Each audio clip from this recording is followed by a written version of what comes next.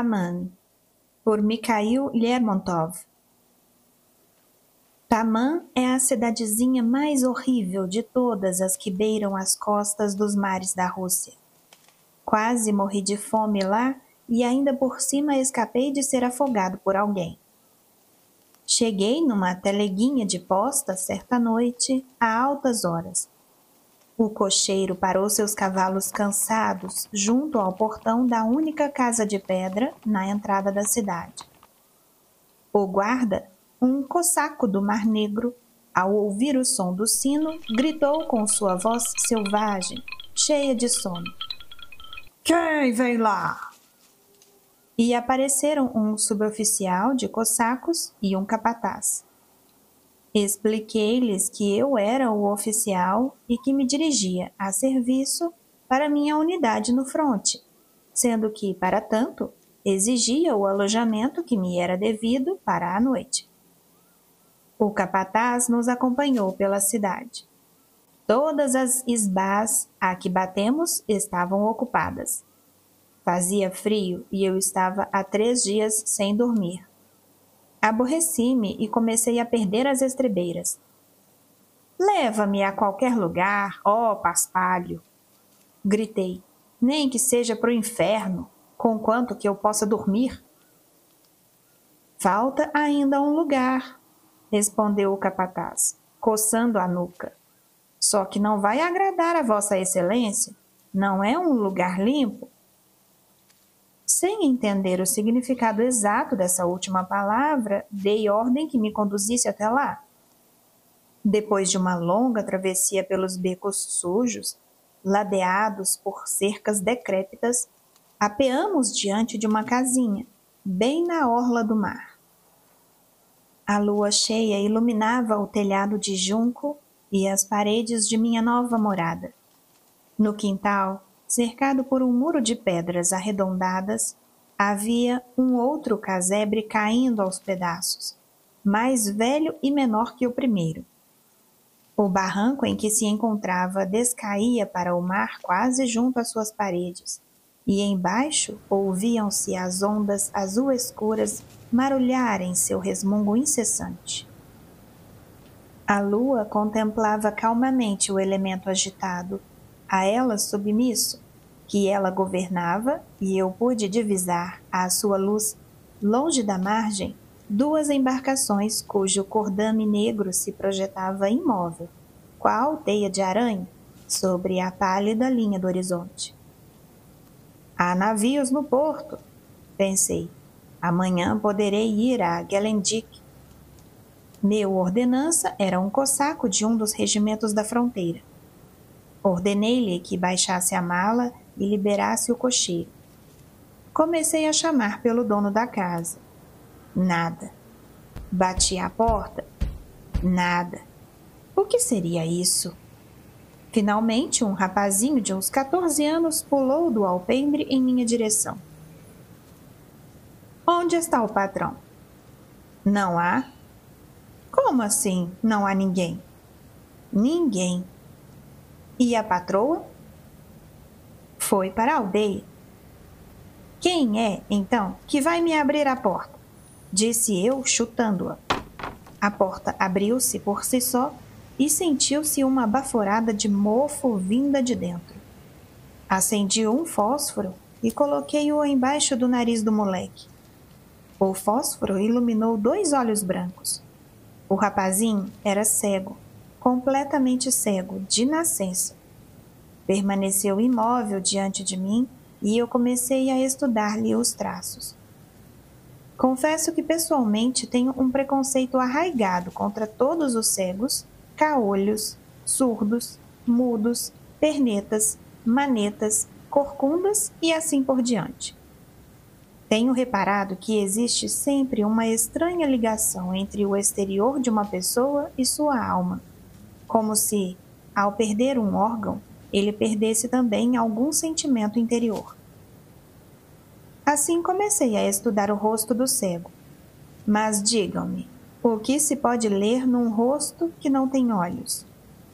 Observei-o longamente com certa pena involuntária quando, subitamente, A sombra de um sorriso serpenteou-lhe pelos lábios finos e, não sei por quê, me provocou uma sensação desagradável.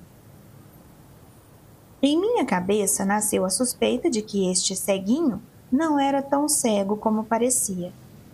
Disse a mim mesmo que não é possível fingir uma catarata e para que alguém faria isso? Mas o que fazer? Eu costumo ser dado a preconceitos.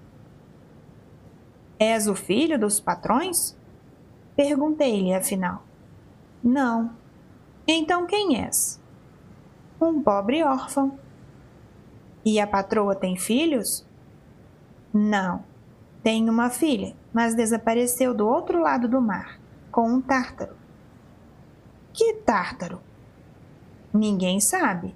Um tártaro da Crimeia, um barqueiro de Crete. Entrei na casinha. 2 bancos e uma mesa, mais uma enorme arca do lado da estufa, eram todos os móveis que havia. Na parede, nenhum retrato. Mau sinal. Pelo vidro quadrado ia entrando a brisa do mar.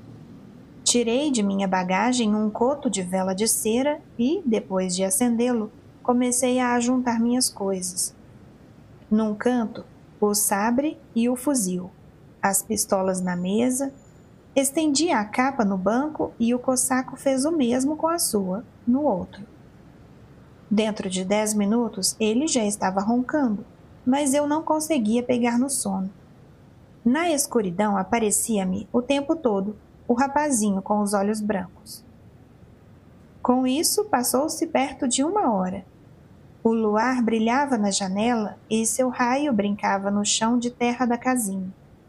De repente, uma sombra cruzou a linha de luz que iluminava o chão. Ergui-me e olhei pela janela. Uma vez mais, um vulto passou por ela, correndo e desapareceu. Deus sabe aonde. Não podia imaginar que uma criatura corresse para a costa a pique em direção ao mar, mas não havia outro lugar para onde ir. Levantei-me de vez, joguei meu backmatch no ombro, prendi a espada no cinto e saí da casinha sem fazer ruído. O menino cego vinha em minha direção. Escondi-me atrás da cerca e ele passou por mim cautelosamente, mas sem vacilar. Carregava uma espécie de embrulho embaixo do braço e, dirigindo-se para o cais, começou a descer pela encosta escarpada. Então os mudos cantarão e os cegos enxergarão, pensei, enquanto ia atrás dele a uma distância suficiente para não perdê-lo de vista. Aos poucos a lua foi se cobrindo de nuvens e a neblina levantou-se sobre o mar e, através dela, podiam-se ver as luzes do farol que iluminava a popa do navio mais próximo. Na praia tremeluzia a espuma dos vagalhões que tentavam o tempo todo engoli-lo. Deixei-me cair com dificuldade pela escarpa à qual tentava me agarrar, e eis que o menino cego parou lá embaixo e depois virou à direita. Ele ia tão rente à água que a qualquer momento as ondas poderiam alcançá-lo e levá-lo. Porém, pela segurança com que ele pulava de recife em recife, evitando as fendas entre eles, via-se que este não era o seu primeiro passeio. Finalmente ele parou e sentou-se no chão, colocando o embrulho a seu lado e dando a impressão de estar ouvindo alguma coisa. Eu observava seus movimentos escondido atrás de um rochedo que despontava próximo à margem. Depois de alguns minutos, uma figura branca surgiu, vindo da direção oposta. Aproximou-se do cego e sentou-se ao seu lado. O vento trazia-me trechos de sua conversa. E então, ceguinho? Dizia uma voz feminina. É uma tempestade muito forte. Ianco não virá. Ianco não tem medo de tempestades, dizia o menino. A neblina está ficando espessa. Retomava a voz feminina com uma nota de tristeza. Quando há neblina, É mais fácil passar pelos guardas da costa, dizia o menino. E se ele se afogar? Se ele se afogar, você irá à igreja sem uma fita nova. Depois disso, calaram-se. Uma coisa, porém, me intrigou. O menino havia falado comigo em dialeto ucraniano. Agora, entretanto, falava em russo corrente. Está vendo? Eu estava certo, disse de novo o cego, batendo palmas. Yanko não tem medo nem do mar, nem dos ventos, nem da neblina, nem dos guardas da costa. Preste atenção. Não são as ondas que batem, não me enganam. São seus remos. A mulher levantou-se de chofre e ficou olhando ao longe, ansiosamente. Você delira, ceguinho, disse ela. Não se avista nada. Eu confesso, tentei divisar ao longe qualquer coisa parecida com um barco, mas nada vi. Passaram-se uns 10 minutos. Eis, porém, que, de repente, por entre as montanhas das ondas, apareceu um ponto preto que ora aumentava, ora diminuía. Erguia-se devagar até a crista das ondas e baixava rapidamente com elas. Era um barco. Com certeza um marinheiro devia ser muito valente para se aventurar pelos vagalhões por uma distância de 20 verstas. E muito importante devia ser o motivo que o levava a fazê-lo. Com isso em minha cabeça, e com o coração batendo sem eu querer, acompanhei com os olhos o frágil barco, mas ele, tal como um pato, afundava e logo em seguida, sacudindo os remos como se fossem asas, mergulhava e depois saltava do abismo entre jatos de espuma. Logo, logo, eu pensei, ele vai bater com toda a força contra a margem e vai se despedaçar na praia. O barco, entretanto, virou agilmente de lado e penetrou na pequena baía sem sofrer danos.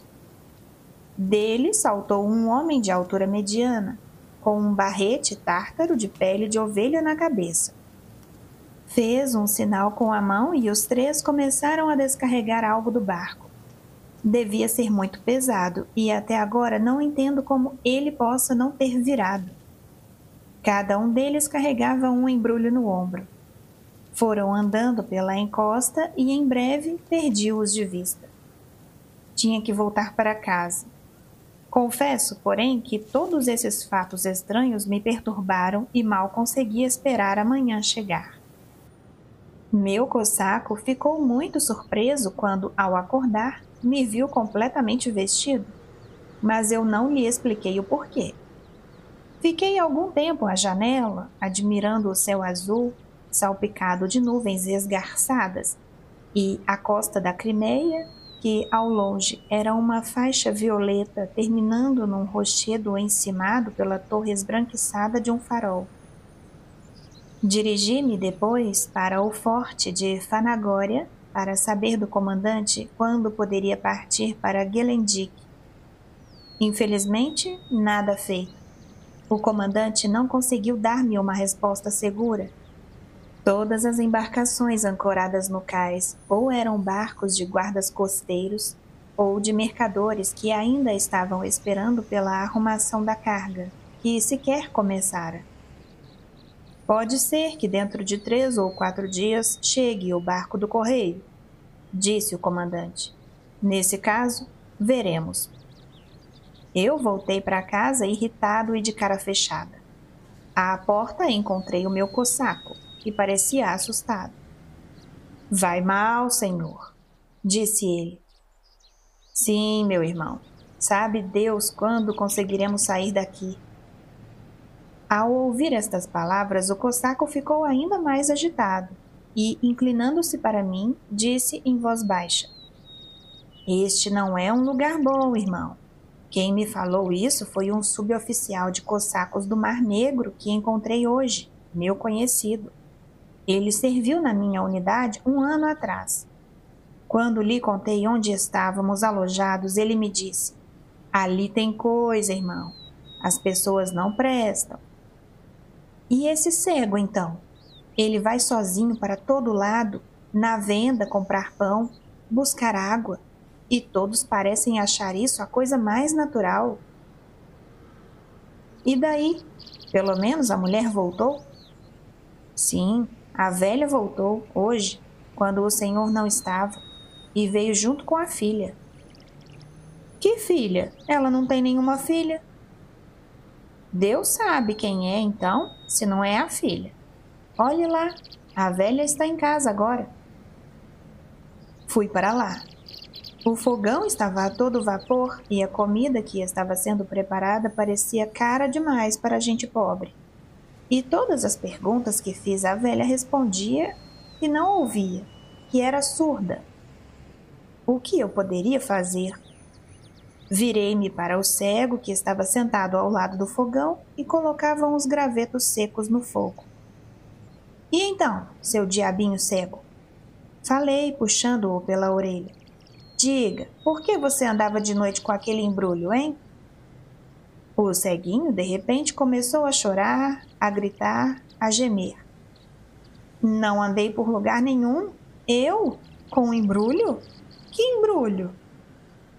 A velha pareceu ouvir desta vez e resmungou. Ficam aí imaginando essas coisas e ainda por cima contra um pobre coitado. O que quer dele? O que ele fez? Não quis mais ouvir nada e saí, decidido, porém, a ir até o fundo daquele mistério. Envolvi-me em meu capote e, sentado numa pedra junto à cerca, perscrutei o horizonte. O mar estava ainda agitado, depois da tempestade da noite. Seu ruído monótono, semelhante ao murmúrio de uma cidade quando adormece, lembrou-me anos passados e levou meu pensamento para o norte, para a nova capital gelada. Tomado pelas recordações, perdi-me em meus pensamentos. Assim passou uma hora, talvez mais. De repente, ouvi algo parecido com uma canção. Sim, era uma canção e a voz fresca de uma mulher. Mas de onde vinha? Agucei os ouvidos. Era uma melodia estranha, lenta e melancólica, e, subitamente, rápida e vivaz. Olhei à minha volta. Ninguém. Agucei os ouvidos de novo. Era como se os sons caíssem do céu. Então levantei os olhos. No telhado de minha casa estava uma jovem de vestido listrado, em pé, com o cabelo solto, feito uma russalka. Ela fitava o mar, protegendo os olhos dos raios de sol com a mão. Ela fitava o horizonte, ora sorria, ora falava sozinha e recomeçava a cantar. Lembro dessa canção palavra por palavra. Velas brancas, os barquinhos, no mar amplo a navegar, e por entre aqueles barcos, meu batel a vagar, sem cordame e nos arcos, apenas dois reminhos. Quando vem o temporal, os barcos abrem as asas e se espalham pelo mar. Eu, com grande devoção, faço ao mar uma oração. Não te jogues, mar furioso, contra meu pobre batel. Ele carrega tesouros e objetos preciosos, e quem o governa pela noite escura é uma valorosa cabecinha dura. Não pude deixar de pensar que ouvira esta voz na noite passada.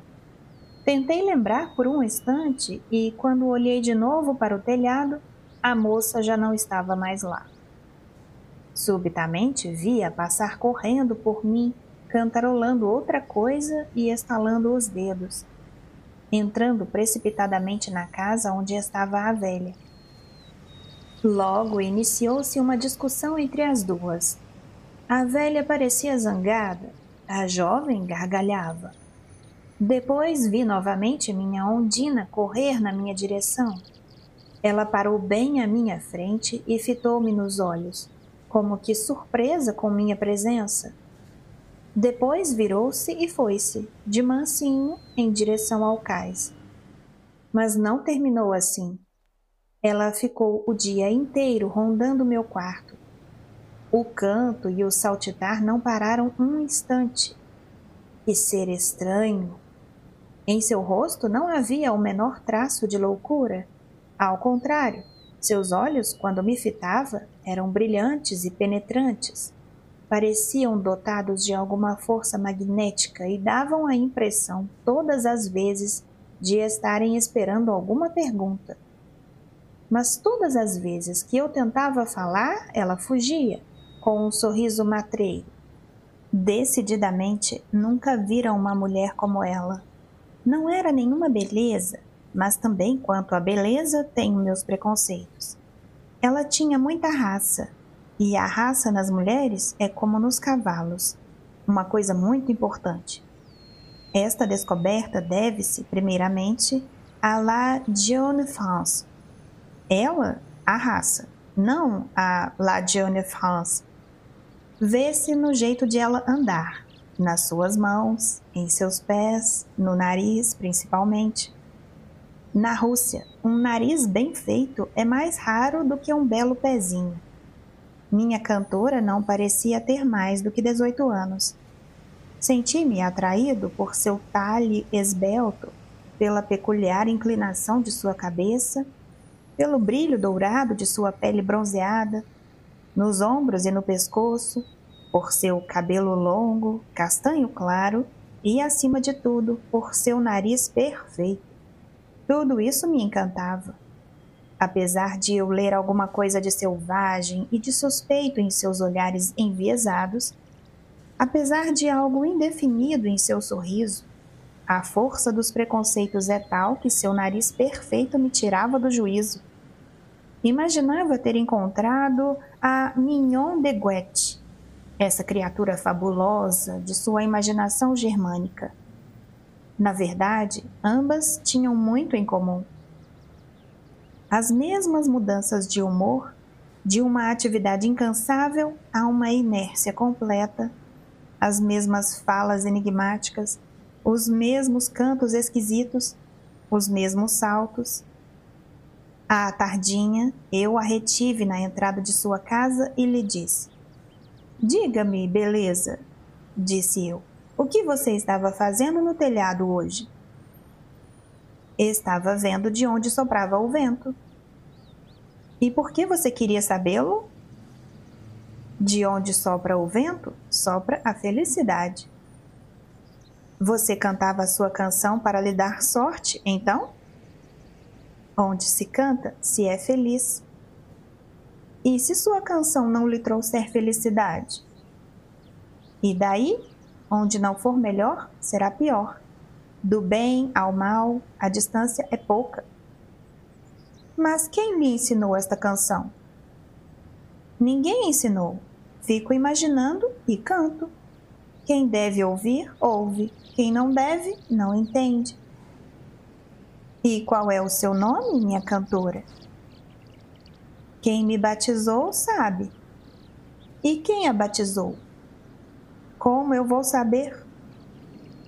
"Que mulher misteriosa! Mas eu sei de algo que você nem imagina." Ela não mudou de expressão, não mexeu os lábios, como se o assunto não fosse com ela. "Pois eu sei que ontem de noite você foi até a praia." Então contei-lhe muito seriamente tudo o que havia visto na noite anterior, pensando, com isso, confundi-la. Nem um pouco. Ela pôs-se a gargalhar. "Viu muito, mas sabe pouco, e o que sabe, guarda-o para si." "E se, digamos, eu decidisse contá-lo ao comandante?" Disse essas palavras de modo solene, quase severo. Ela pulou de repente e recomeçou a cantar. Sumiu como um pássaro tocado de uma moita. Minhas palavras foram completamente inoportunas. Não suspeitei de sua importância quando as proferi, porém, mais tarde, tive ocasião de arrepender-me. Estava escurecendo. Ordenei ao cossaco que aquecesse a chaleira como se faz em campanha. Acendi uma vela, sentei à mesa e dei umas baforadas com o meu cachimbo de viagem. Estava terminando meu segundo copo de chá quando, de repente, a porta rangeu e o leve farfalhar de uma roupa e de uns passos ouviram-se atrás de mim. Sobressaltei-me e, virando-me, vi que era ela, a minha Ondina. Sentou-se à minha frente sem nada dizer e fitou-me bem nos olhos. Não sei porquê, mas este olhar pareceu-me maravilhosamente eterno. Lembrou-me um daqueles olhares que, em tempos idos, tinham jogado tão despoticamente com minha existência. Ela parecia estar esperando que lhe fizesse alguma pergunta, mas eu continuei calado, tomado por uma perturbação inexplicável. O rosto dela era pálido, como que por uma angústia interior, e reparei que a mão dela se movia pela mesa, com um leve temor. O peito dela ofegava e se erguia, como se ela prendesse a respiração. Esta comédia começou a cansar-me, e eu já me sentia disposto a romper o silêncio da forma mais prosaica, ou seja, oferecendo-lhe um copo de chá, quando ela de repente se levantou de um salto, envolveu com seus braços o meu pescoço e senti em meus lábios um beijo úmido e fogoso.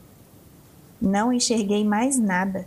Fiquei completamente tonto e estreitei-a entre meus braços com toda a força impetuosa da paixão juvenil. Ela, porém, desvencilhou-se e, feito uma serpente, escorregou de meus braços, sussurrando-me ao ouvido. Hoje à noite, quando todos estiverem dormindo, vá até a praia. Dito isto, saiu do quarto veloz como uma flecha, esbarrando na chaleira e na vela que estavam no chão da entrada. Que doida dos diabos! Gritou meu cossaco, que estava deitado na palha e que almejava aquecer-se com o que restava do chá. Só então voltei a mim. 2 horas mais tarde, quando tudo se calou no cais, eu acordei meu cossaco. Se eu disparar minha pistola, vá correndo até a praia, disse a ele. Ele arregalou os olhos e respondeu maquinalmente. Como queira, vossa senhoria. Prendi o revólver ao cinto e saí. Ela estava à minha espera ao pé do rochedo. Sua roupa era mais do que leve e um pequeno chale cingia-lhe o talhe esbelto. Siga-me, ela disse, tomando-me pela mão, e ambos descemos. Não sei como não quebrei meu pescoço. Embaixo dobramos à direita e seguimos por aquele mesmo atalho por onde, na noite anterior, eu tinha ido atrás do cego. A lua ainda não havia surgido e apenas 2 estrelinhas, como 2 faróis benfazejos, brilhavam no firmamento azul escuro. Ondas pesadas rolavam precisas e cadenciadas, uma após a outra, sacudindo de leve o barco solitário que estava ancorado à margem. Vamos para o barco, disse minha companheira de viagem. Eu não sou dado a aventuras sentimentais pelo mar afora, mas não havia tempo para recusar. Ela saltou para dentro do barco e eu atrás dela. Ainda não sei como e quando reparei que, de repente, estávamos em alto mar. O que significa isso? Perguntei zangado. Isso significa, disse ela, empurrando-me para o assento ao seu lado e enlaçando-me com os seus braços, que eu o amo. Seu rosto colou-se ao meu e eu senti em minha face sua respiração ofegante. De súbito ouviu-se o baque de algo que caía ruidosamente na água. Apalpei o cinto. Minha pistola já não estava lá. Uma suspeita terrível tomou conta de mim e o sangue subiu-me à cabeça. Olhei à minha volta. Já estávamos a umas 50 sagens longe da margem e eu não sabia nadar. Quis afastá-la de mim, mas ela se agarrou feito uma gata à minha roupa e um forte empurrão quase me lançou ao mar. O barco balançou, mas eu consegui equilibrar-me e entre nós começou uma luta desesperada. A fúria dava-me uma força inesperada, mas eu logo percebi que minha adversária era muito mais ágil do que eu. "O que você quer?" gritei-lhe, enquanto apertava fortemente suas mãozinhas. "O que você quer?" Seus dedos estalaram, mas ela não gritou. Sua natureza serpentina aguentou a dor. "Você viu tudo", respondeu, "e quer nos denunciar." Com uma força inaudita, derrubou-me da borda. Ficamos ambos suspensos para fora do barco, presos pelo cinto. O cabelo dela roçava a água. O momento era crítico. Apoiando meu joelho no fundo do barco, agarrei sua trança com uma mão e seu pescoço com a outra. Ela largou minha roupa e naquele instante empurrei-a na água. Já estava bastante escuro agora. Vislumbrei sua cabeça umas 2 vezes por entre as ondas e, depois, nada mais tornei a ver. No fundo do barco encontrei metade de um remo velho e, de algum jeito, após longos esforços, consegui chegar ao ancoradouro. Tentando voltar à minha casinha pela orla, olhava involuntariamente para o lado onde, na noite anterior, o cego esperara pelo navegante noturno. A lua já estava alta no céu e me pareceu ver alguém vestido de branco sentado na margem. Parei, levado pela curiosidade, e, rastejando, escondi-me no capim, no alto do penhasco. Estiquei um pouco o pescoço e pude ver nitidamente o que se passava lá embaixo. Não fiquei muito surpreso. Na verdade, estava quase contente por ver que lá estava minha Russalka. Estava torcendo seus longos cabelos para espremer a espuma do mar que os encharcara, e a camisa molhada marcava-lhe o talhe flexível e o peito alto. Logo em seguida apareceu um barco ao longe e ela se aproximou rapidamente da orla. Do barco, como na véspera, saltou um homem de barrete tártaro, mas seu cabelo havia sido cortado à moda cosaca e no cinto de couro brilhava um facão. "Ianco", disse a moça, "está tudo perdido." Continuaram falando, mas tão baixo que não conseguia mais ouvi-los. "Onde está o ceguinho?" perguntou finalmente Ianco, numa voz um pouco mais alta. "Mandei-o apanhar as coisas", disse a moça. Ele surgiu alguns minutos depois com um saco às costas que colocaram dentro do barco. "Ouça-me, ceguinho", disse Ianco ao garoto. "Fique de olho no lugar. Você sabe onde é, não sabe? Tem coisas de valor lá. Diga a..." Não consegui discernir o nome. "Que já não receberei mais ordens dele. As coisas não estão dando certo e ele não verá mais a minha cara. É demasiado perigoso. Irei procurar algum trabalho em outro lugar. Jamais ele encontrará um sujeito arrojado como eu. Diga-lhe que se me tivesse pago melhor, eu não o deixaria. Mas eu vou para onde quero. Para mim, o caminho está sempre aberto, onde sopra o vento e onde ruge o mar." Houve uma pausa. Depois, Ianco continuou. "Ela vai comigo. Não pode mais ficar aqui agora. E diga para a velha que está na hora de ela morrer. Viveu demais. Ela deve saber disso. Teve seu tempo e deve honrá-lo. Não vai nos ver nunca mais." "E o que vai ser de mim?" perguntou o menino com voz chorosa. "O que eu tenho a ver com você?" foi a resposta. Nesse meio tempo, minha Ondina havia subido no barco e fazia sinal com a mão para seu companheiro. Ele pôs alguma coisa na mão do cego e disse: Aqui está. Compre uns pães de mel para você. Só isso? Perguntou o cego. Aqui, tome mais isto. E a moeda retiniu, caindo entre as pedras. O cego não a recolheu. Ianco sentou no barco, o vento soprou da margem, eles levantaram uma pequena vela e logo desapareceram. Por muito tempo a lua iluminou a vela branca no meio das ondas negras. O cego continuou sentado na margem e pareceu-me ouvir uma espécie de soluço. O rapazinho cego chorava, chorava, e assim passou muito tempo, muito. Senti pena dele. Por qual motivo ignorado o destino me teria atirado naquele ninho pacífico de contrabandistas honestos? Eu havia perturbado a vida calma deles como uma pedra atirada numa fonte tranquila, e como uma pedra, quase fora ao fundo. Voltei para meu alojamento. Na entrada, a vela bruxuleava num prato de madeira.